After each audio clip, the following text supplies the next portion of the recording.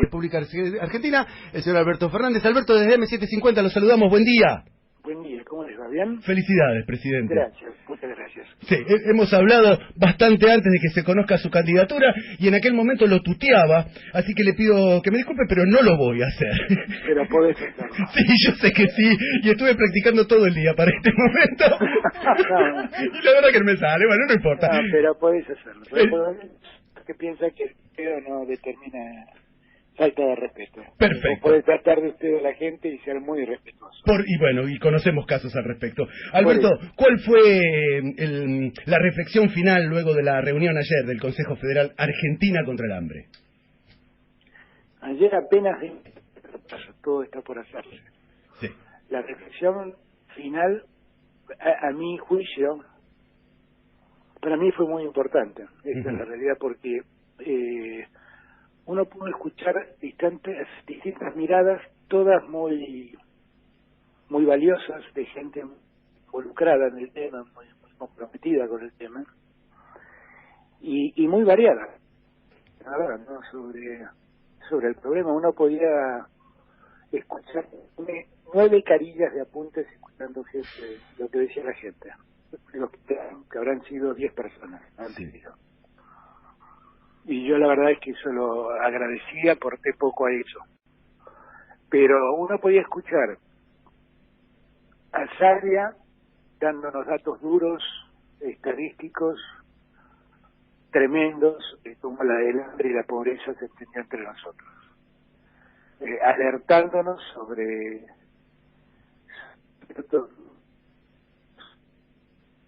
Alberto, te estamos perdiendo...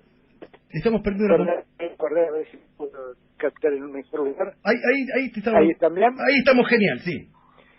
Y uno podía escucharlo a Salvia, que es el responsable de los estudios sobre pobreza que hace la Universidad Católica Argentina.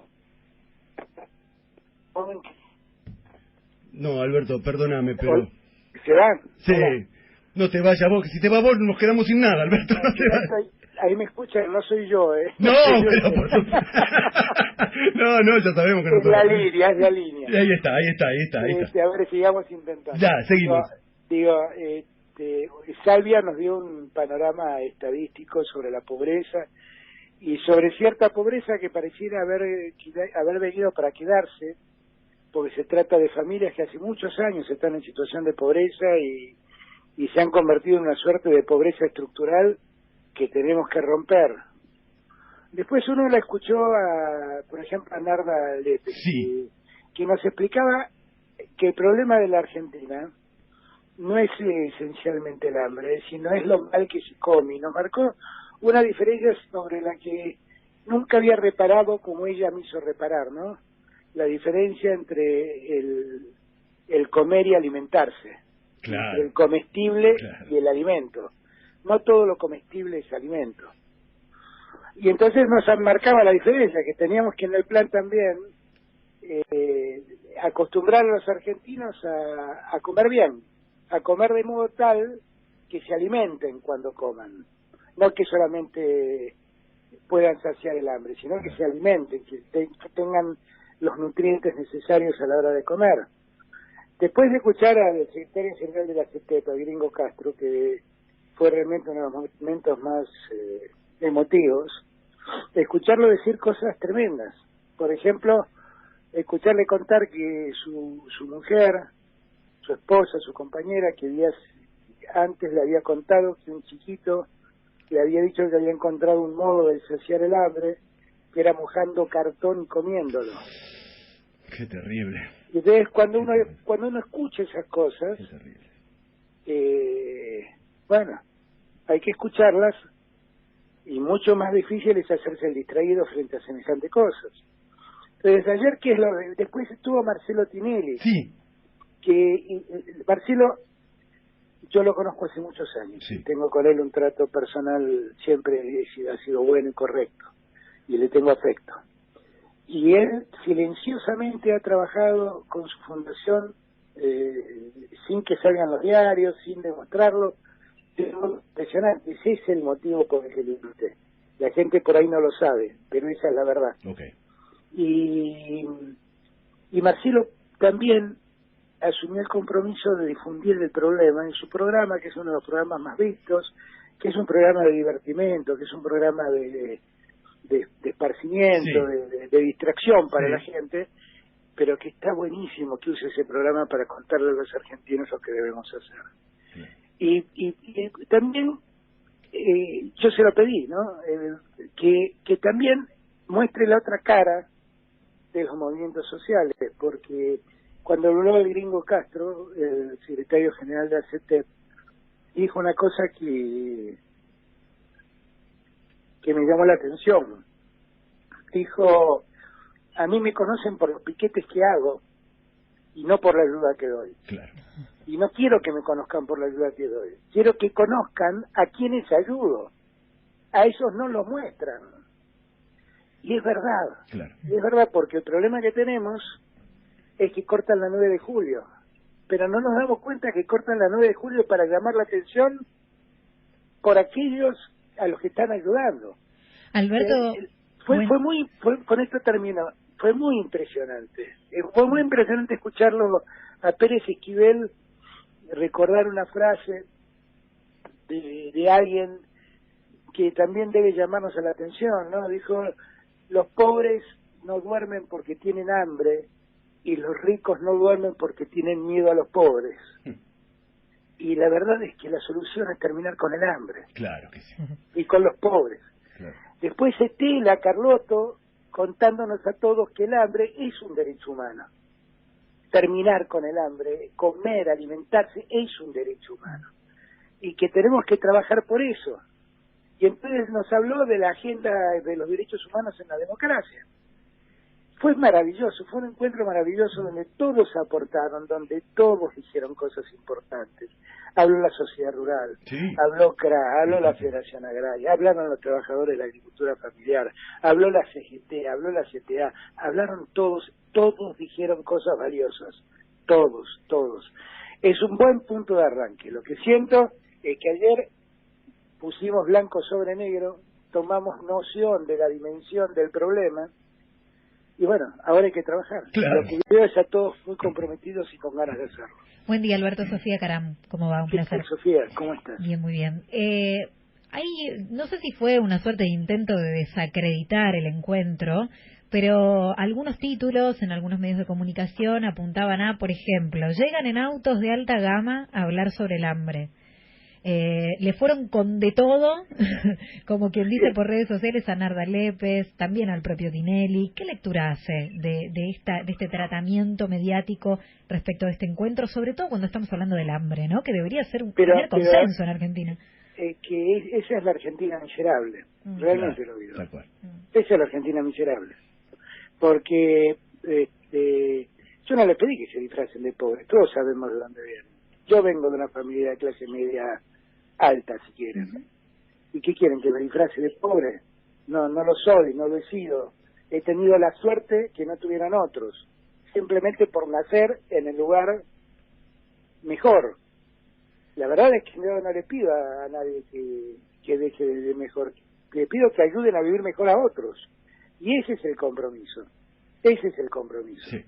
Lo que pasa es que hay una Argentina resistente a eso. Y la verdad también hay una Argentina miserable que piensa que esto es un acto político de Alberto Fernández. Yo lo convoqué en campaña precisamente para despolitizarlo. Miren, ayer lo dije también yo.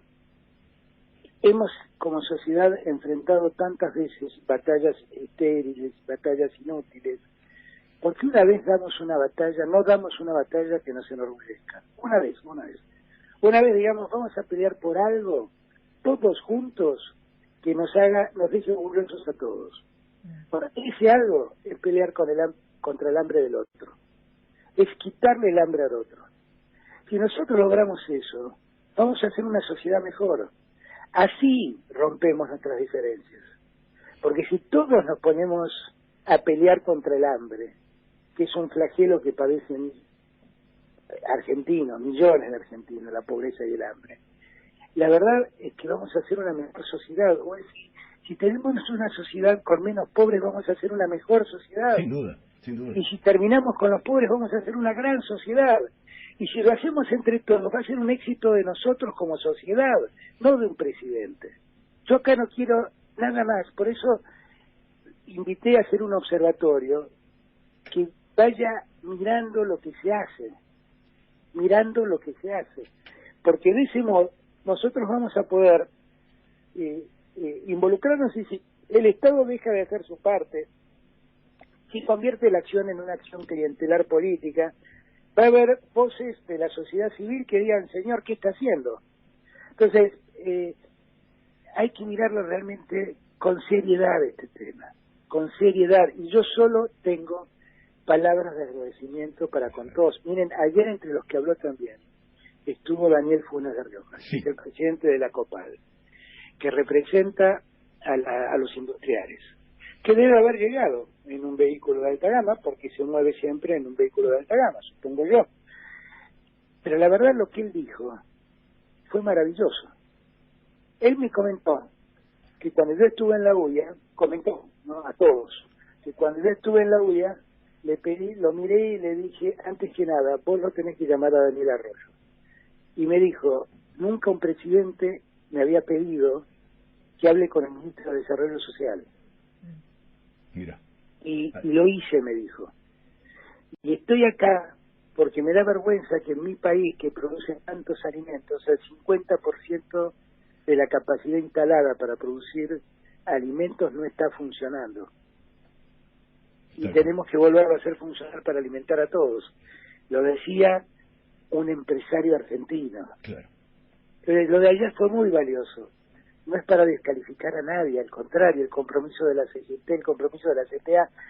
Yo gratitud a todos tengo. Y lo que más tengo es la certeza de que han entendido que esto no es un problema de Alberto Fernández ni de Cristina. Es un problema de la Argentina. Y que podemos hacer la epopeya de terminar con esto. ¿Saben cómo empezó todo esto? ¿Cómo? Se los voy a contar. A ver. Yo estaba en España, había ido a verlo a Pedro Sánchez. De Martín Taperros, que me quería ver. Sí.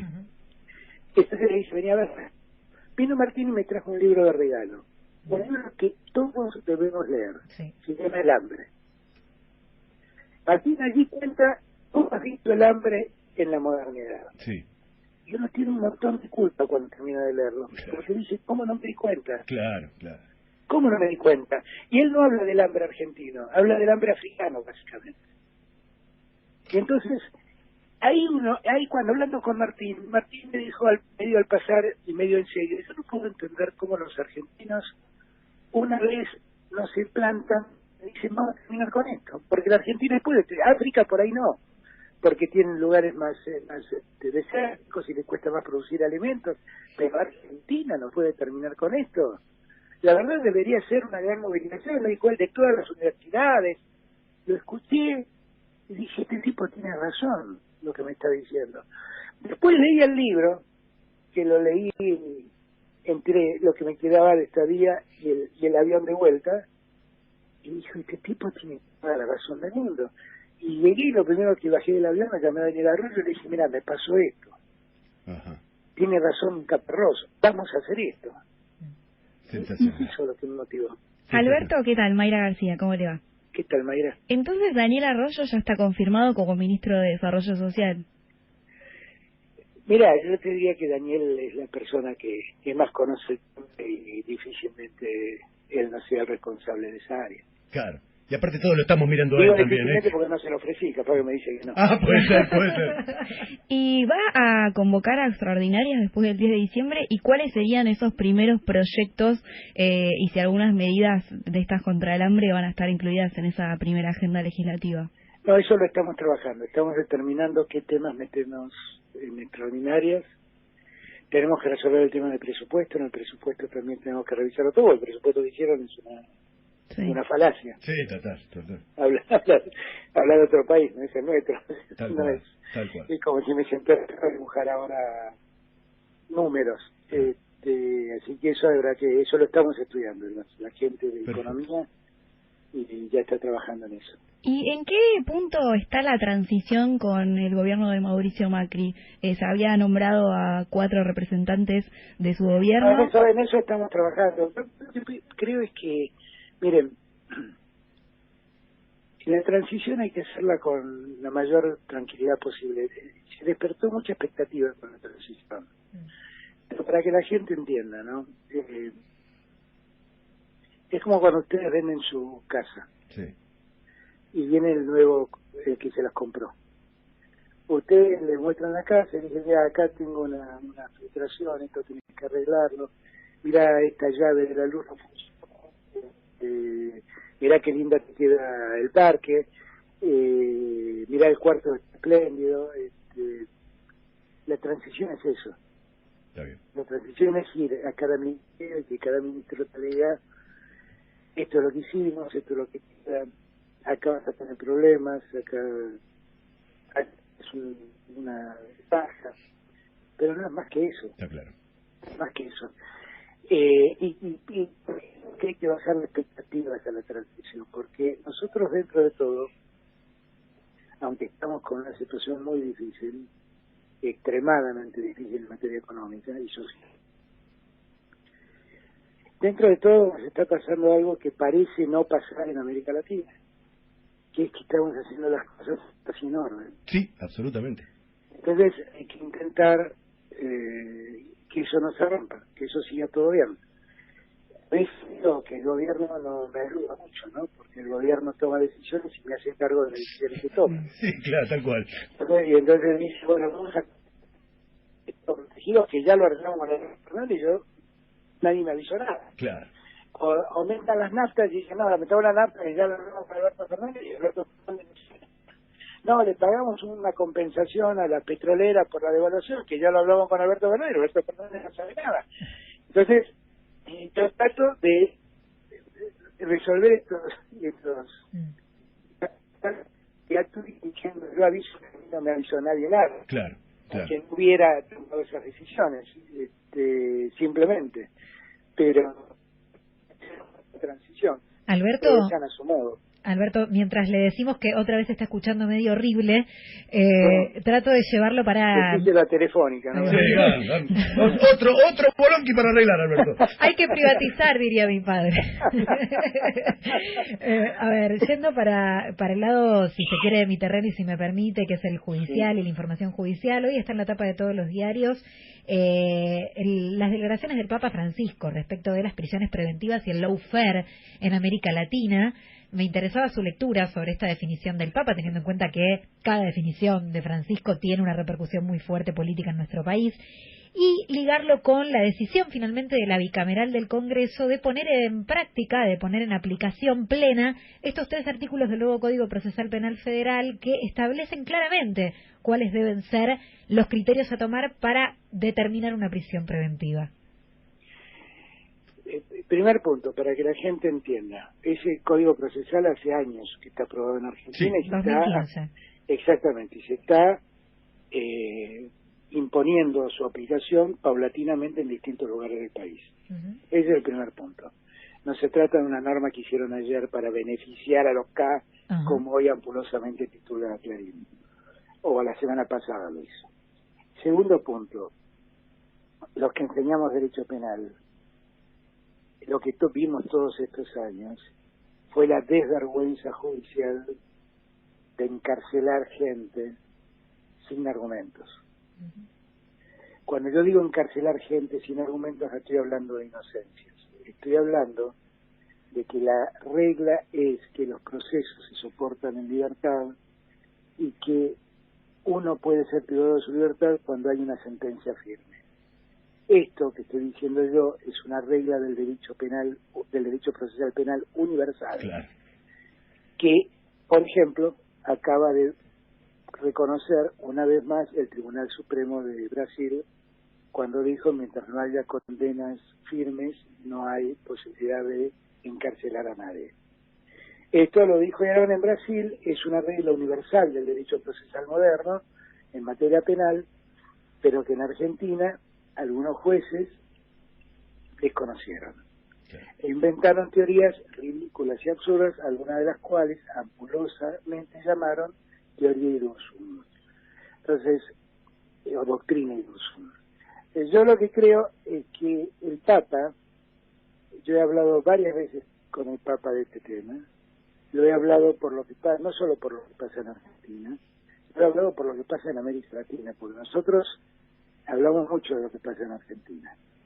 Pero en América Latina, de un tiempo a esta parte, si ustedes revisan la historia, a partir del año 2015, se dan una serie de cambios legislativos. El cambio legislativo más notorio es que se impone en 3 países, en Ecuador, en Brasil y en Argentina, la figura del arrepentido, que en Brasil la llaman la delación premiada y en Ecuador la llaman el imputado colaborador. La delación premiada o el arrepentido es alguien que está condenado o va o camina una condena y sobre la base de su, entre comillas, arrepentimiento mejora su condición. O sea, sí, obtiene una mejora en la pena. Te baja la pena. Por ejemplo, en el caso de Lula, alguien que estaba condenado a casi 9 años de prisión, después de decir que Lula compró un departamento que nunca nadie probó que haya comprado, le bajaron la pena a 5 y recuperó su libertad. Claro. Entonces, sobre esa base y sobre la base de las prisiones preventivas anticipadas, a aplicar la prisión preventiva con condenas anticipadas, algo que le pasa a Milagros Sala también, eso yo llamé la atención del Papa porque pasa en toda América Latina y lo vengo diciendo hace muchos años, lo vengo planteando del año 2016-2017. Nosotros hicimos mucho hincapié en el caso Lula, hicimos mucho hincapié en lo que le pasa a Rafael Correa, que no puede volver a su país porque apareció un policía y dijo, a mí me mandó Correa a matar a una persona.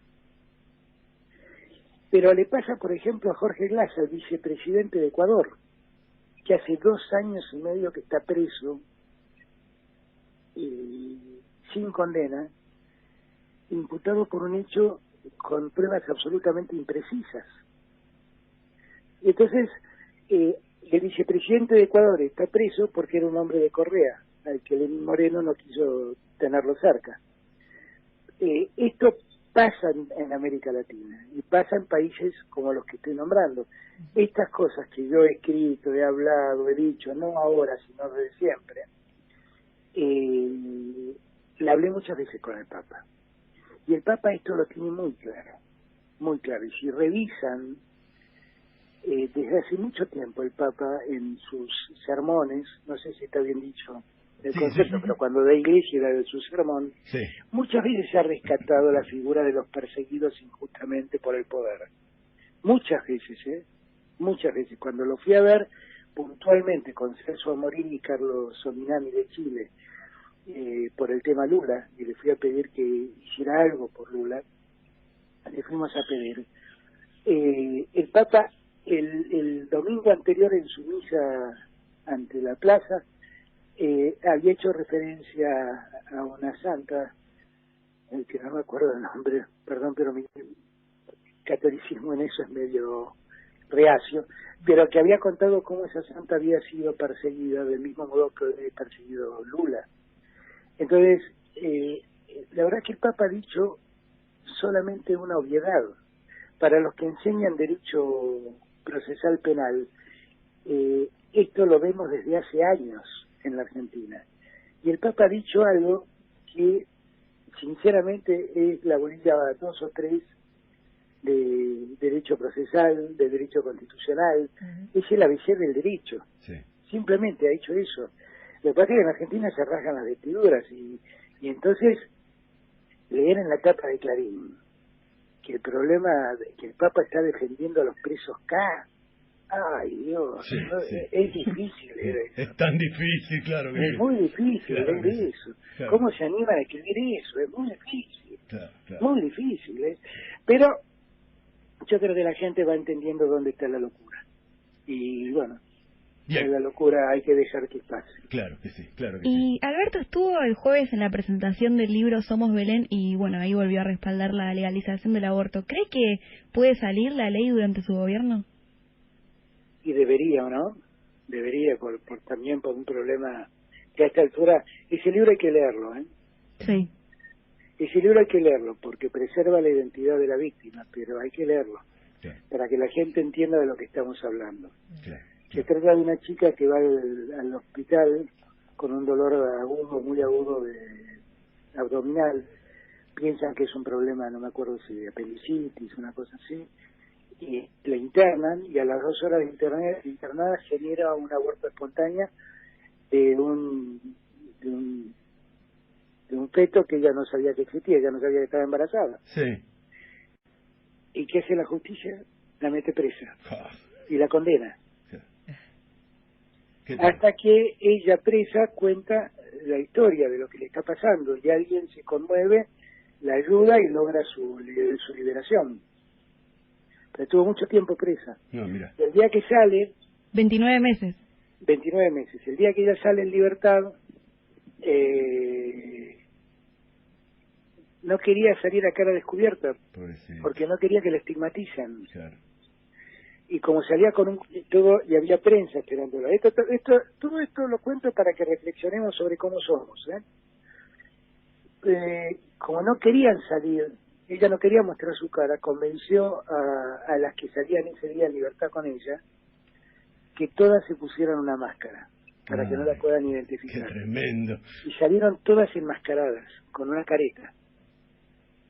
Yo lo escucho, lo leí el libro, que es además está maravillosamente escrito por Ana Correa. Ana Correa. ¿Verdad? La película de Netflix. Era difícil de creer que eso pase. Claro. Y pasó. Y entonces yo fui a la presentación del libro porque la verdad esas son cosas que a mí, como parte de la sociedad, no como presidente, son cosas que me avergüenzan mucho. Claro. Pero ¿sabes qué es lo que más me impresionó? Que cuando terminó el libro, la presentación del libro, alguien me dijo, ¿podemos ir un minuto atrás del escenario? Sí, le digo, no entendía bien qué pasaba, pero pensé que habría alguna autoridad de la facultad de Derecho donde yo doy clases. Sí.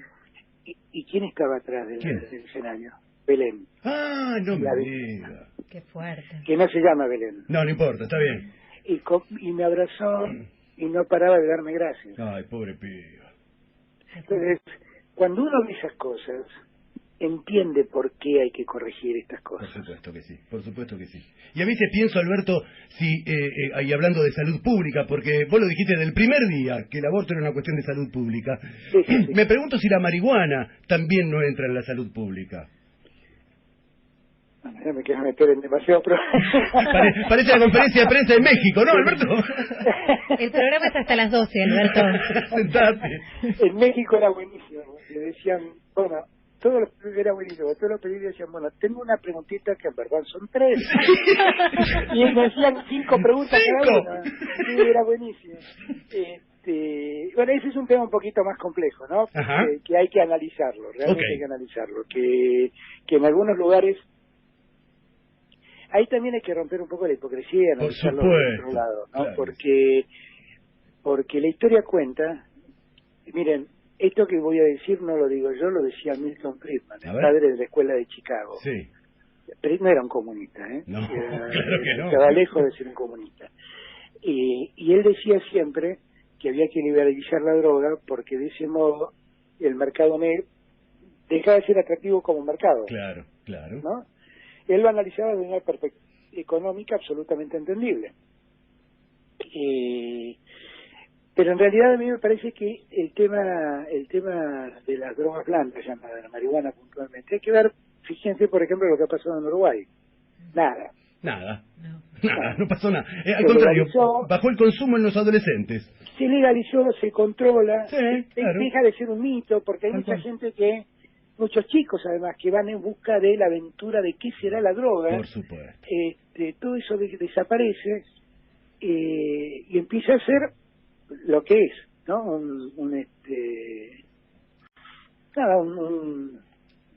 algo que realmente no hace bien a la salud, como hace mal el tabaco, como hace mal el alcohol, pero que no podemos evitar que algunos quieran consumirlo. Sí, y también... Y la verdad es que además, en el caso de Uruguay, como es el Estado el que la vende,